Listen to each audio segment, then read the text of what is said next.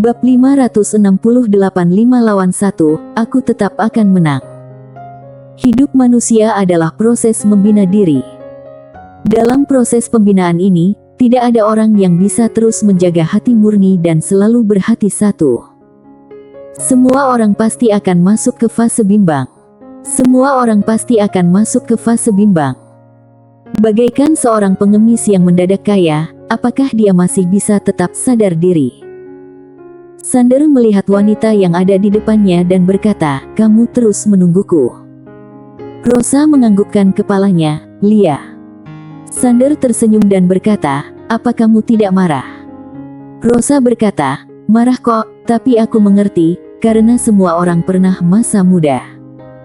Semua orang pernah masa muda. Sander menggenggam tangannya Rosa, lalu menundukkan kepala dan diam tak berkata.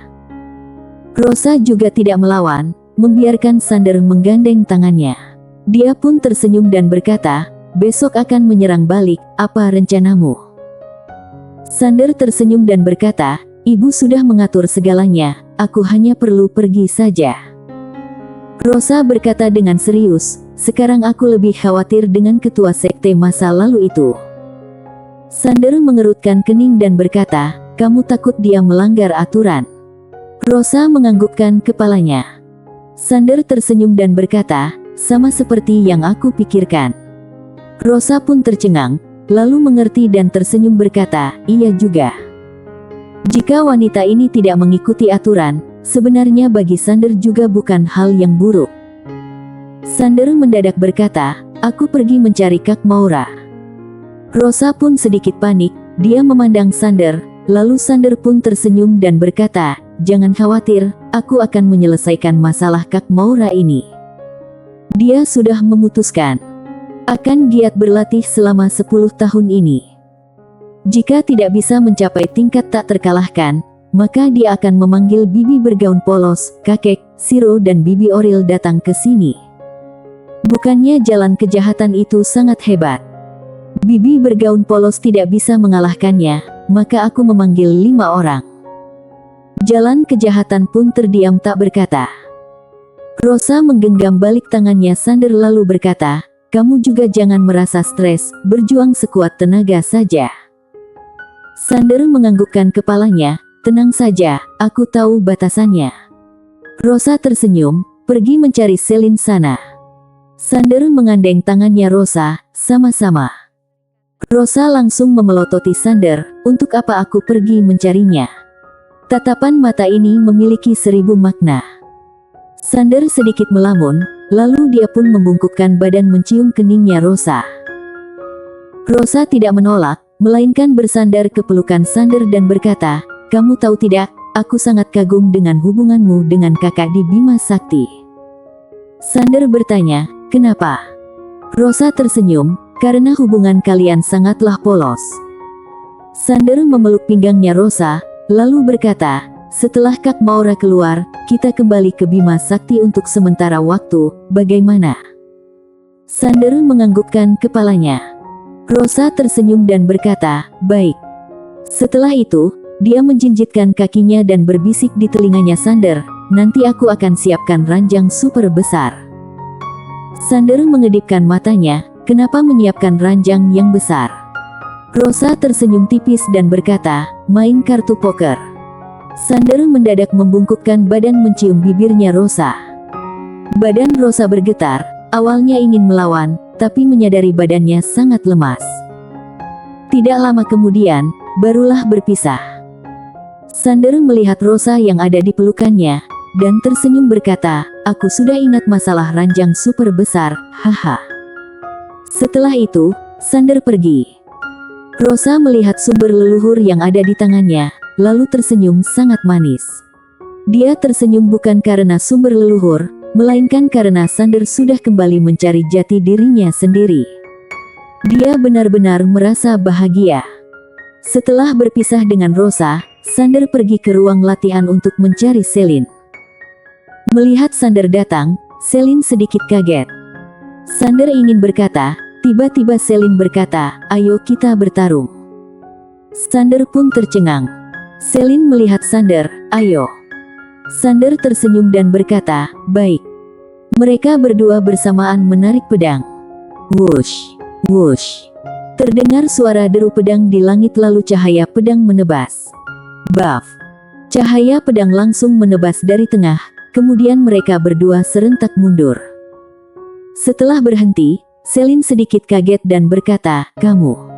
Harus diakui, dia sedikit terkejut.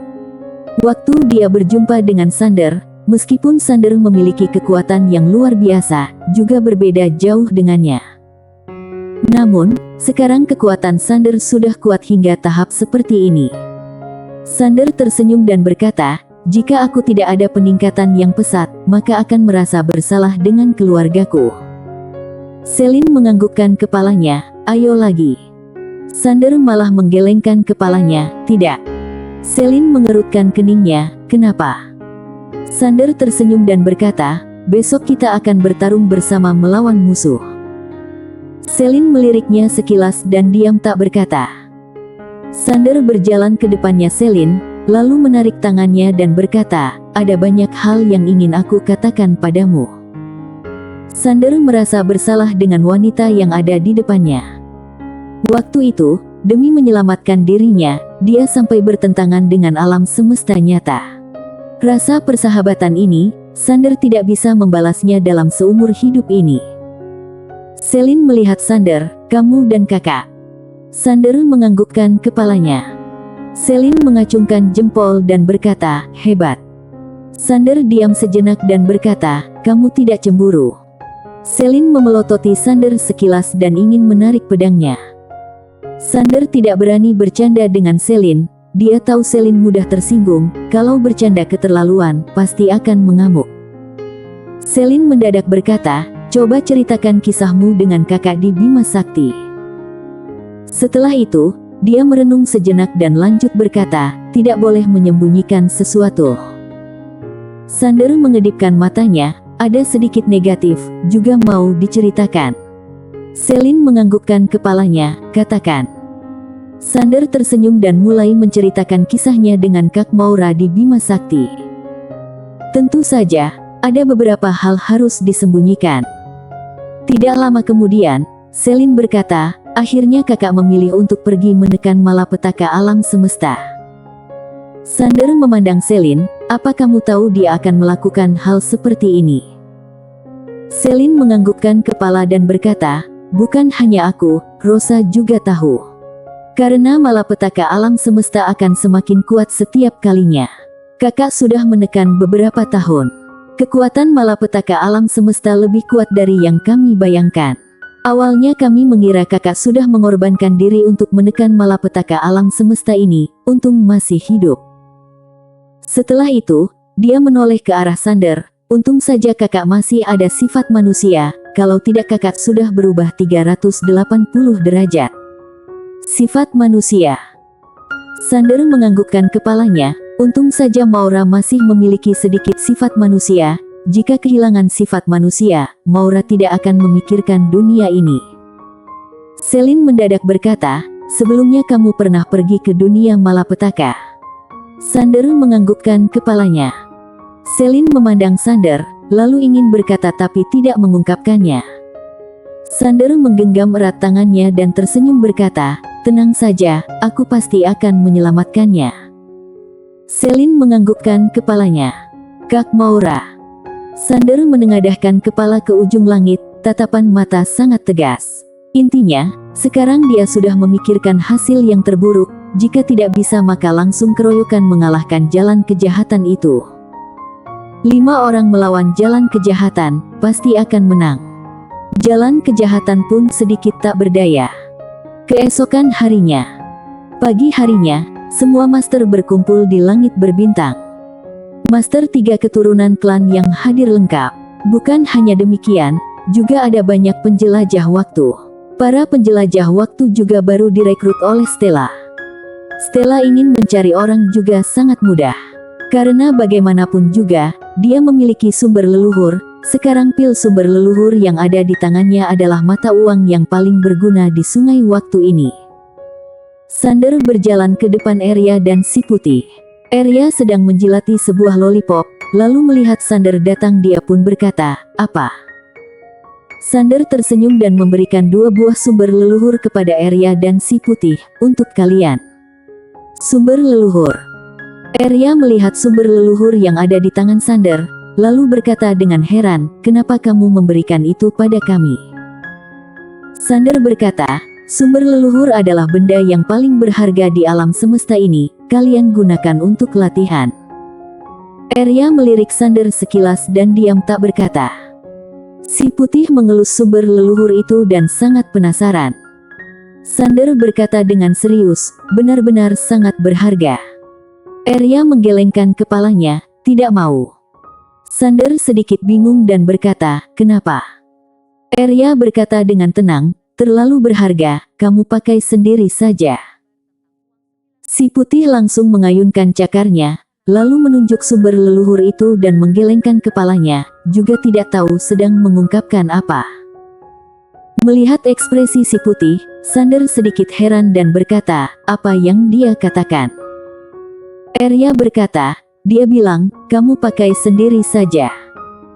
Sander tersenyum tipis dan berkata, "Arya, si putih, benda ini benar-benar sangat berharga.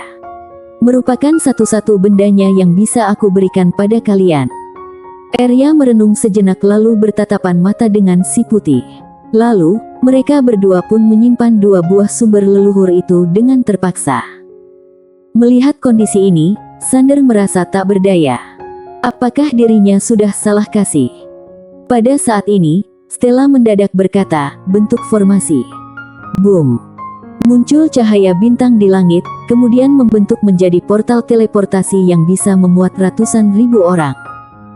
Sander berjalan ke samping Stella dan berkata, "Ibu, apa reaksi sekte masa lalu?"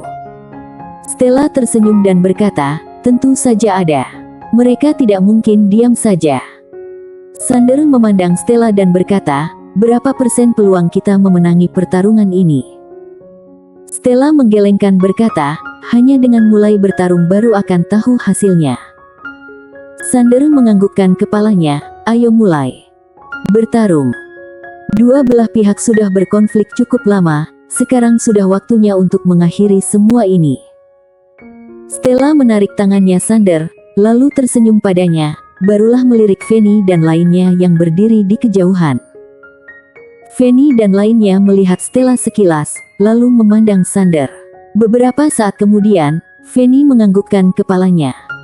Lalu, berbalik badan pergi. Setelah melihat kondisi ini, Sander sedikit penasaran dan bertanya, "Ibu, Bibi."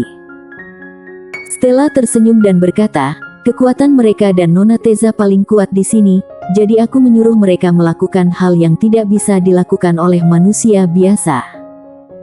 Ekspresi wajah Sander menjadi serius, dia merasa serangan balik kali ini tidak sama seperti yang dia pikirkan. Melihat Sander begitu khawatir, Stella tersenyum dan berkata, "Jangan khawatir, nanti kamu pilih satu lawan, sisanya serahkan padaku." Sander menganggukkan kepalanya, "Baik." Stella berbalik badan dan melihat portal teleportasi yang ada di kejauhan, berangkat. Usai berkata, semua orang masuk ke dalam portal teleportasi.